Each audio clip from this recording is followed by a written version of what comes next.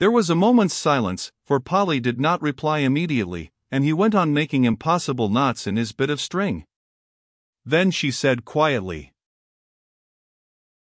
"I think that I agree with those English people who say that an English jury would have condemned her.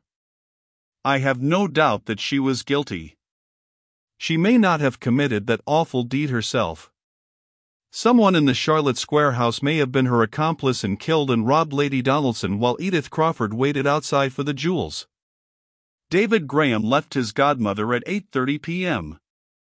If the accomplice was one of the servants in the house, he or she would have had plenty of time for any amount of villainy, and Edith Crawford could have yet caught the 9:10 p.m. train from the Caledonian station. "Then who, in your opinion," he asked sarcastically, and cocking his funny bird-like head on one side, tried to sell diamond earrings to Mr. Campbell, the jeweler? "Edith Crawford, of course," she retorted triumphantly. He and his clerk both recognized her. "When did she try to sell them the earrings?" "Ah, that is what I cannot quite make out, and there to my mind lies the only mystery in this case. On the 25th she was certainly in London, and it is not very likely that she would go back to Edinburgh in order to dispose of the jewels there, where they could most easily be traced." "Not very likely, certainly," he assented drily. "And," added the young girl, "on the day before she left for London, Lady Donaldson was alive." "And pray," he said suddenly, as with comic complacency he surveyed a beautiful knot he had just twisted up between his long fingers, "what has that fact got to do with it?" "But it has everything to do with it," she retorted. "Ah, there you go," he sighed with comic emphasis. "My teachings don't seem to have improved your powers of reasoning. You are as bad as the police. Lady Donaldson has been robbed and murdered, and you immediately argue that she was robbed and murdered by the same person." "But," argued Polly. "There is no but," he said, getting more and more excited. "See how simple it is. Edith Crawford wears the diamonds one night, then she brings them back to Lady Donaldson's room. Remember the maid's statement, my lady said, 'Have you put them back, my dear?' A simple statement, utterly ignored by the prosecution. But what did it mean? That Lady Donaldson could not see for herself whether Edith Crawford had put back the jewels or not, since she asked the question. Then you argue. I never argue, he interrupted excitedly, I state undeniable facts. Edith Crawford, who wanted to steal the jewels, took them then and there, when she had the opportunity. Why in the world should she have waited?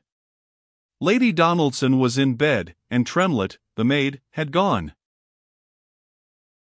The next day, namely, the 25th, she tries to dispose of a pair of earrings to Mr. Campbell, she fails, and decides to go to London, where she has a better chance. Sir James Fenwick did not think it desirable to bring forward witnesses to prove what I have since ascertained is a fact, namely, that on the 27th of October, 3 days before her arrest, Miss Crawford crossed over to Belgium, and came back to London the next day.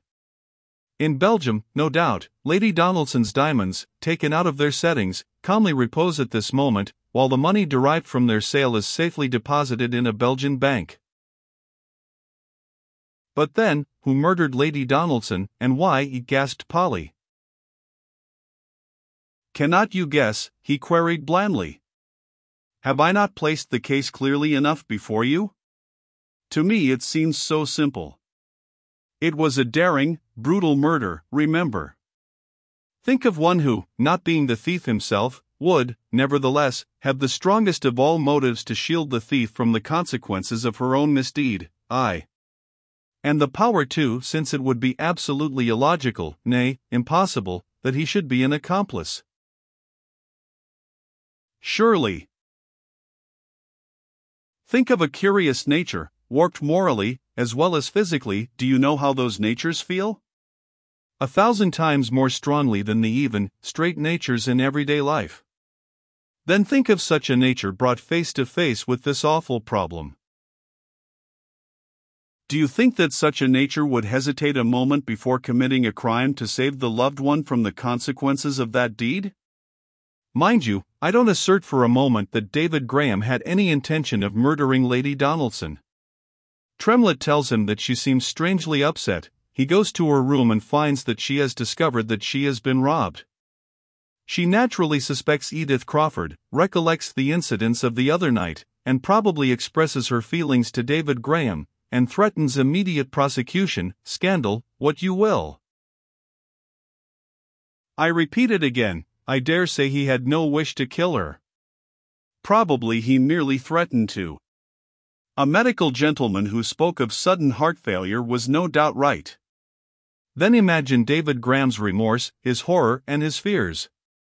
The empty safe probably is the first object that suggested to him the grim tableau of robbery and murder, which he arranges in order to ensure his own safety.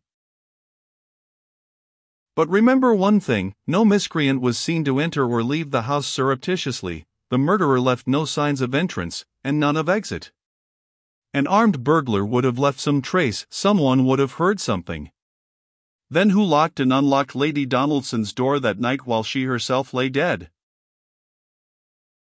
Someone in the house, I tell you, someone who left no trace, someone against whom there could be no suspicion, someone who killed without apparently the slightest premeditation, and without the slightest motive. Think of it, I know I am right, and then tell me if I have at all enlisted your sympathies in the author of the Edinburgh mystery. He was gone. Polly looked again at the photo of David Graham. Did a crooked mind really dwell in that crooked body? And were there in the world such crimes that were great enough to be deemed sublime?